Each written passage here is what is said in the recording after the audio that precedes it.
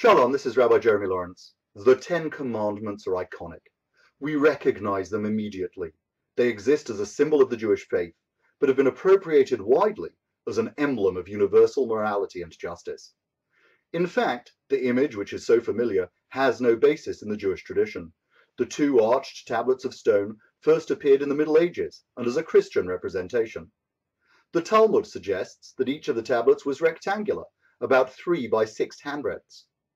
We're also used to the idea that the Ten Commandments were divided between the two tablets, the first 5, which are essentially about God and creation, on the one tablet, and the second 5, which are about interpersonal relationships on the other. Honoring our parents is a bridging mitzvah. Through our honoring our immediate physical creators, we learn to honor the spiritual originator of all matter. However, according to some traditions, the two tablets were identical, and each bore the entire Decalogue. Written by God, according to tradition, the letters were engraved so that they cut through the entire tablets. Miraculously, the middles of the letters were suspended without falling, and miraculously, when the tablets were rotated, they read correctly and not back to front. Of course, the first tablets were shattered by Moses in the aftermath of the golden calf, and the second set, fashioned by Moses, lacked these special properties. Aside from the fact that these 10 principles were selected by God for revelation at Sinai, there's nothing to indicate that they are any more important than any of the others amongst the Torah's 613 commandments. The Talmud records that the 10 commandments used to be recited daily in the morning prayers, but this practice was ended after these 10 mitzvot were misrepresented as the top 10, with everything else of lesser importance. In fact, within the Bible and commentaries, there are a number of core statements of Jewish doctrine. Rabbi Akiva identified, "You shall love your neighbor as yourself," as the underpinning principle of the Torah. And the Talmud records his contemporary, Ben Azai, as preferring a verse in Genesis. "This is the book of the generations of man." This is the book of the generations of man?